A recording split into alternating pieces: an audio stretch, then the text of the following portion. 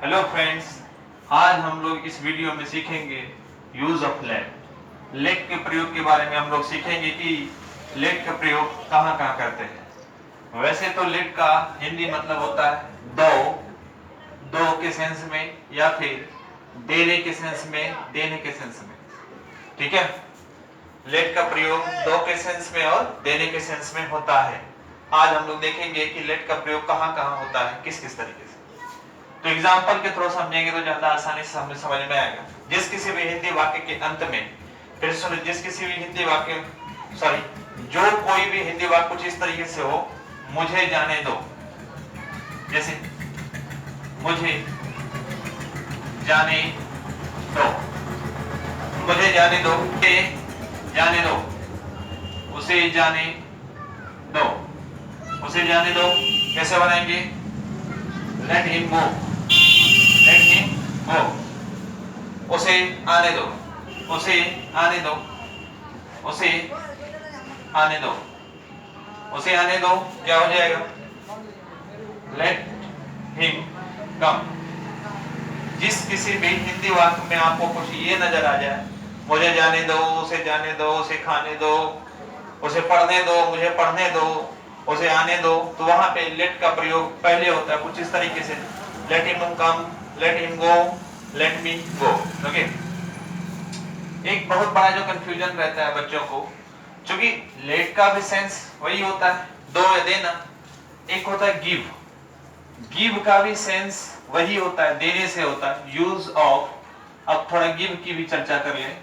Give, इसका भी sense होता है देने से, इसका भी सेंस होता है देने से, लेट का भी सेंस होता है देने से। लेकिन हमें सीखना है कि लेट का प्रयोग कहां करते हैं और गिव का प्रयोग कहां करते हैं। आप देखिए, लेट का प्रयोग हमने कहां किया? मुझे जाने दो। किसी आदमी, किसी लिविंग थिंग के एक्शन के बारे में जब बता रहा है, जाना एक क्या है आपका? एक्शन। जाना आपका एक क्या है? एक्शन। उसे खाने दो, किसी लिविंग थिंग, उसे जाने दो, ये क्या है आपका? एक्शन। उसे आने दो, ये आपका क्या है? एक्शन। इट मींस ये हुआ किसी भी इंसान के, किसी भी लिविंग थिंग के एक्शन में अगर इस तरह का सेंटेंस आए तो हम वहां पे लेट का प्रयोग करते हैं। तो गिव का प्रयोग कहां करते हैं? एग्जांपल से समझ जाएंगे। गिव के प्रयोग में देखिए क्या होता है। जैसे आप किसी से कहते हैं मुझे कलम दो, मुझे कलम दो, मुझे कलम दो, तो यहां पे होगा give me pen, give me a pen, ये अच्छे से हो जाए, give me a pen. Okay, मुझे किताब दो, मुझे किताब दो, मुझे किताब दो। क्या हो जाएगा? Give me a book. Okay, मुझे रिमोट दो, गिव मी रिमोट। तो इस तरह के सेंटेंस को हम लोग देखिए, यहां पे देखिए, मुझे कलम दो, गिव मी अ पेन। यहां पे देखिए मुझे इंसान, लेकिन मान क्या रहा है? Non living things. यहां किसी एक्शन का रिप्रेजेंटेशन नहीं हुआ है। कलम किसी भी नॉन लिविंग थिंग्स के एक्शन को नहीं बतलाता है, तो यहां पे मैंने गिव का यूज किया। मुझे किताब दो, तो यहां पर देखिए मुझे किताब कोई एक्शन नहीं है, नॉन लिविंग थिंग्स है, इसलिए मैंने गिव का प्रयोग किया। तो आप दिमाग में रख लीजिए, दिमाग में फिट कर लीजिए, लेट का प्रयोग वहां करते हैं जहां किसी इंसानी एक्शन को दिखाते हैं। इस तरह के सेंटेंस में जब एक्शन को शो करता है, मुझे जाने दो, लेट मी गो, मुझे लिखने दो, लिखना एक एक्शन है, लेट मी राइट, मुझे पढ़ने दो, पढ़ना एक एक्शन है, लेट मी रीड, मुझे देखने दो, लेट मी सी। ये सारे जो एक्शन जहां पर रिप्रेजेंट होता हो, और इस तरह के सेंटेंस में लेट का प्रयोग पहले होता है। लेकिन जहां ऑब्जेक्ट की बात करेंगे, नॉन लिविंग थिंग्स की बात करेंगे, वहां पे गिव का प्रयोग होता है कुछ इस तरीके से, give me a pen, give me a book, okay, give me my remote, give me my cycle, give me my bicycle, give me my bike. तो इस तरह के जितने भी सेंटेंसेस हैं जहां नॉन लिविंग थिंग की बात करेंगे, ऑब्जेक्ट की बात करेंगे, वहां पर गिव का प्रयोग होता है। तो उम्मीद है कि लेट और गिव का प्रयोग आपको इतना समझ में आ गया होगा। लेट का हम लोग एक और प्रयोग जानते हैं जो अक्सर यूज में आता है और हम लोग उसे बना नहीं पाते। ठीक है, लेट का एक और प्रयोग देखते हैं हम लोग। लेट का एक और प्रयोग हम लोग देखते हैं कुछ इस तरह का। आप देखिए जरा, लेट का एक और प्रयोग देखते हैं हम लोग कुछ इस तरीके से। जैसे आपने इस तरह के सेंटेंस बड़े देखे होंगे हिंदी वाक्य में, मैं तुम्हें जाने दे रहा हूं। ध्यान सुनिएगा, मैं तुम्हें जाने दे रहा हूं।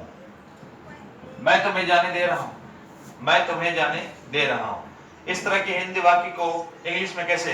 दे रहा हूं, देने से सेंस आ गया तो आपको क्या आ गया? लेट, क्योंकि यहाँ एक्शन हो रहा है।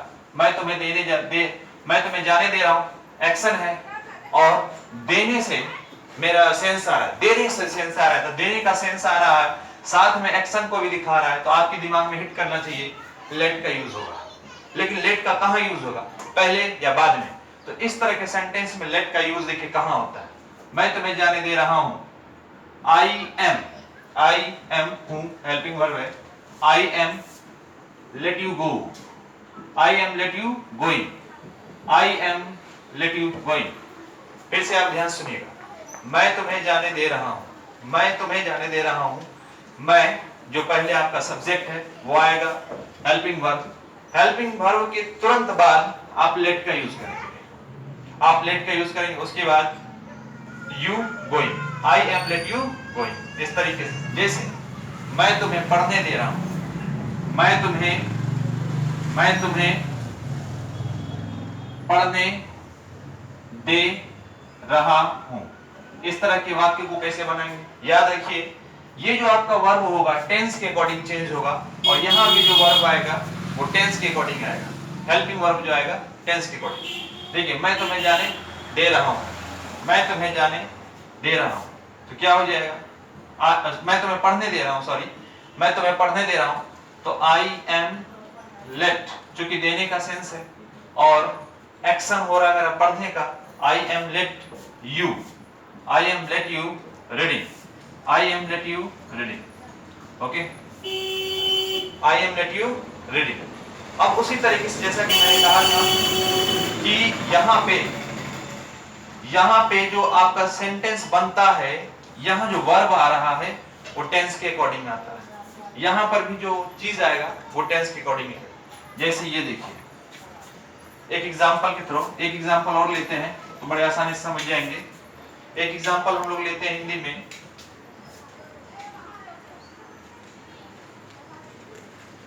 मैंने तुम्हें जाने दिया है, मैंने तुम्हें जाने दिया है। अब देखिए ध्यान से, मैंने तुम्हें जाने दिया है, मैंने तुम्हें जाने दिया है, काम पूरा हो गया है, तो यहां पे हो जाएगा आई। और आपको पता है जाने दिया है, प्रेजेंट परफेक्ट टेंस की बात कर रहे हैं, तो आपको पता है सब्जेक्ट के बाद हैव का यूज होता है, हैव या हैज, तो आई के साथ आएगा हैव। आई हैव लेट, मैंने तुम्हें जाने दिया, I have let you gone, V3 use होगा, I have let you gone, I have let you gone. Okay, एक और एग्जांपल लेते हैं, एक होता है कि आपका बिल्कुल कॉन्सेप्ट अच्छे से क्लियर हो जाए। एक और एग्जांपल यही कहीं ले लेते हैं, ठीक है। एक और सुनिए, मैंने तुम्हें पढ़ने दिया था, मैंने तुम्हें पढ़ने दिया था। फिर से, मैंने तुम्हें पढ़ने दिया था, मैंने तुम्हें पढ़ने दिया था। सुन लीजिए ध्यान से, देने का सेंस आया है, काम मेरा किसमें है? एक्शन में। देने का सेंस आया है, काम मेरा किसमें है? एक्शन में है, तो देने का सेंस एक्शन दिखा रहा हो लेट का प्रयोग। लेकिन इस तरह के हिंदी वाक्य में लेट का प्रयोग कैसे? बिल्कुल वैसे जो अभी तक बना रहे हैं। मैंने आई दिया था, काम पूरा हो चुका है, पास्ट परफेक्ट टेंस में है। पास्ट परफेक्ट टेंस में जब काम पूरा हो जाता है तो यहाँ पे क्या होता है?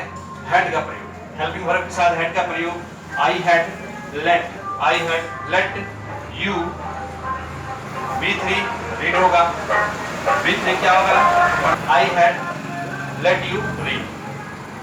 मुझे उम्मीद है आपको ये सारी चीजें समझ में आ गई होंगी और भविष्य में ये सारी चीजें आपके बड़े काम आएंगे। घर पे रहिए, सुरक्षित रहिए और इन सब चीजों का प्रैक्टिस करते रहिए।